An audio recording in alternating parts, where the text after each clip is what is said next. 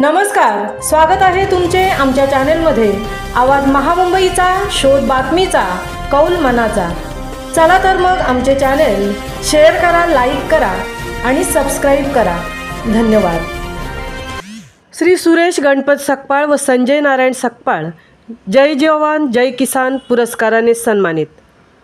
आजी माजी सैनिक देवपूरकर या संघटनेने श्री सुरेश गणपत सकपाळ यांना रक्तदान क्षेत्रात उल्लेखनीय कामगिरी व त्यांनी वैयक्तिक 99 वेळा रक्तदान केले म्हणून त्यांना सन्मानित करण्यात आले।